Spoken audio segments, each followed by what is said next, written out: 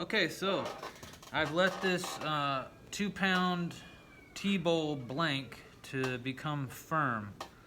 Um, it's a it's a firm leather actually. There's still some squish down here. You can tell the rim is still pliable. It's not gonna break, but it's not sticky. It's not tacky. I've got that nice curve in my floor, and I've got a generous thickness to my wall. And so before I trim my foot, I'm gonna do some sculptural moves to the outer wall and give this some character. It's often referred to as scenery, like even while looking at this bowl slowly turning, you see the lip on the front and how that horizon line moves with the lip on the back. And it's almost like you're experiencing a landscape as this turns, right? And so all of the exterior surface could be viewed as a scene or scenery of a landscape or a skyscape, or I guess because it's clay, a landscape would be more appropriate. So I'm going to think about that sort of suggestion while I'm removing some of my finger marks and trying to be aware of what the clay is doing. I might just go quiet here for a little bit. Well, I want to use tools that you guys have, so I'm just going to use... I got one here. Maybe this one.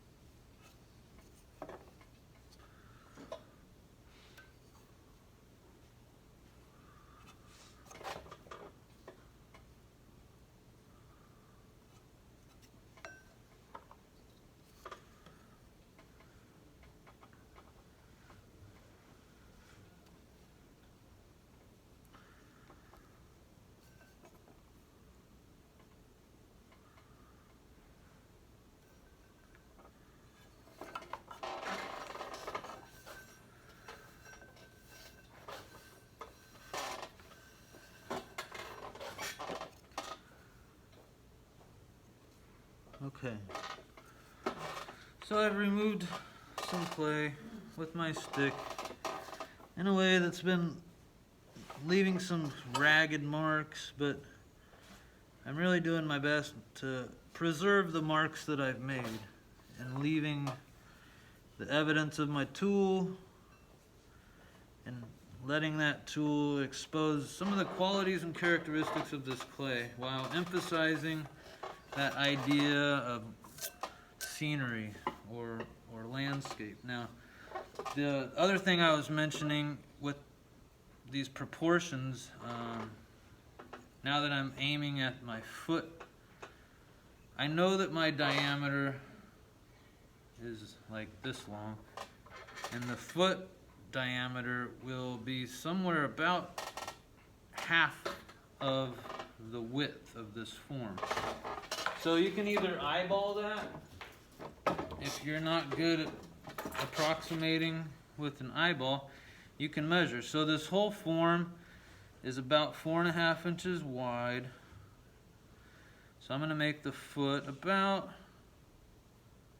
2.25 inches wide. So 4.5, boom, 2.25, boom, 1.8.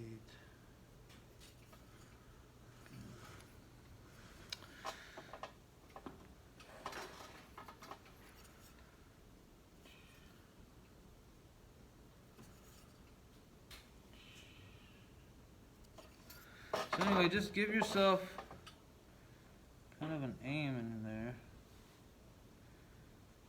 So if my foot's going to become 2.25, then I just made a circle that's already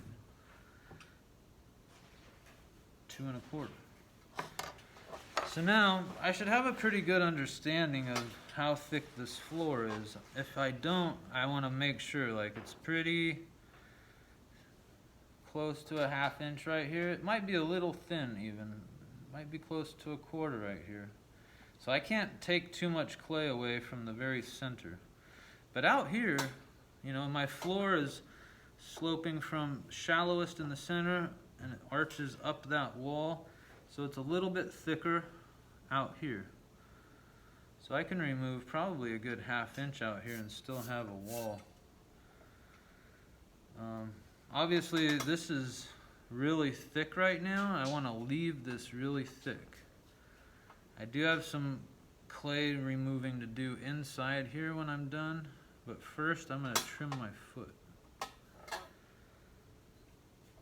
So I'm just going to sink this tool in to where that's about 1/2 inch embedded into that wall. And if I just keep my fingertip on this blade, that's my gauge, and I'll just rotate the edge of this tool on that line that I made and trying to remove as much as I can in this one rotation without cutting through.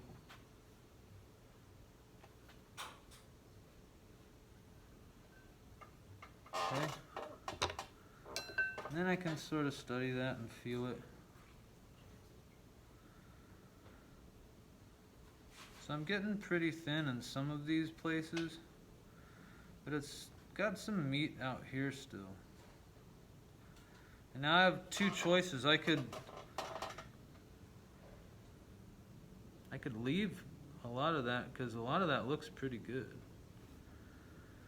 And then just remove that extra stuff from the inside. Or I can just take a little bit more off right now and have less work to do on the inside. So a lot of these choices are going to be totally up to you. The one opportunity I'm seeing right now is, you know, in these marks that I've made, I can just work with that.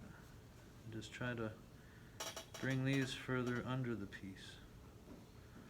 Maybe peel away that hard edge and bring some of these marks all the way to the foot.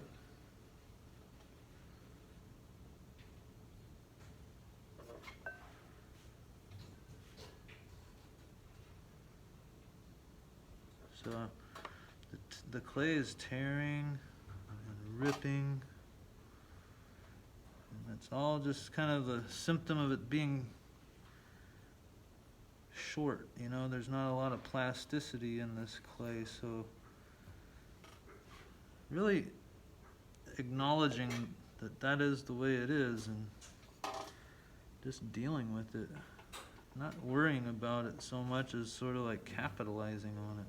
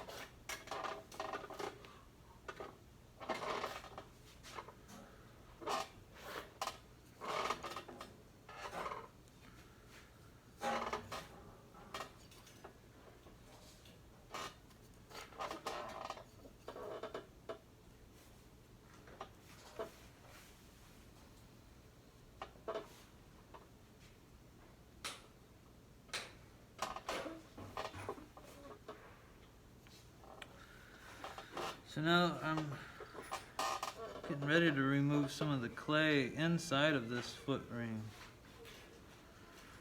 I'm just sort of coming in to narrow this diameter slightly. Get it closer to that line that I had drawn earlier.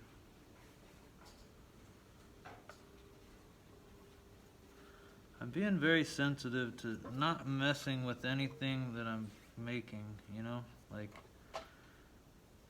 just really trying to preserve the marks. Okay, so inside here, I just have a little bit of clay to remove.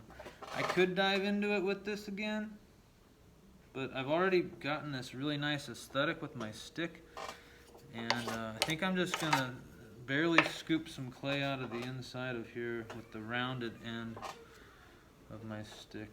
So if I was to make a line again, like, I may not want to get a real narrow, tiny little foot, so I'm gonna leave a pretty significant band there. You might even want to use it like a needle tool. If I don't want that edge to tear so much and get a cleaner line, I can use this needle tool and get a cleaner line. And I just embedded that as deep as I want to go with my stick. So now when I get in there with this, it's just going to remove right on that line that I made.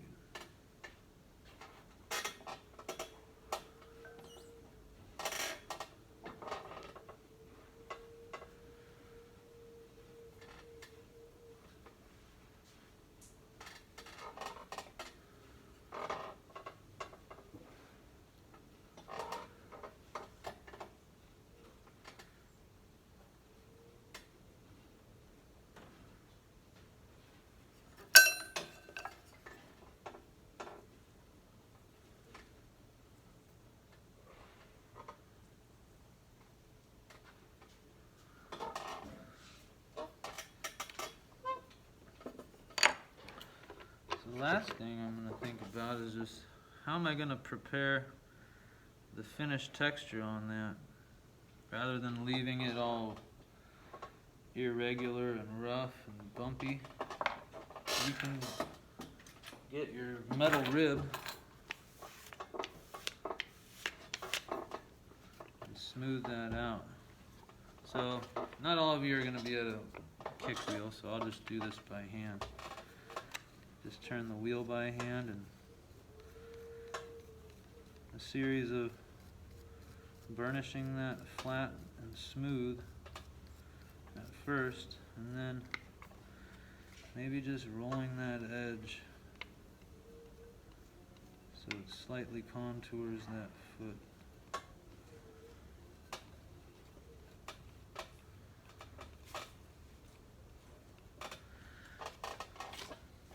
And instead of letting all the water well up in here while you're doing the dishes, pull one out of Scott Parody's book and just break the dam.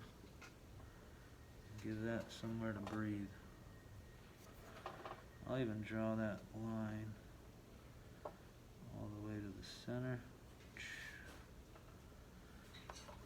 Then I'm going to put my mark right there in the middle.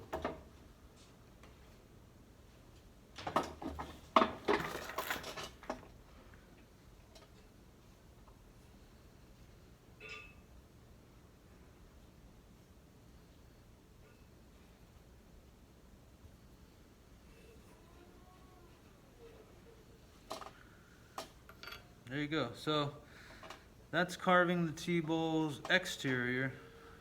Now I'm going to let that firm up a little bit more, because I've got another ½ pound of clay that I need to cut away from the inside. So while I'm letting this get firm again, I'm going to let it rest upside down. That's going to allow all of this to get firm to my touch, and then I can handle it and start carving the interior. Until next time.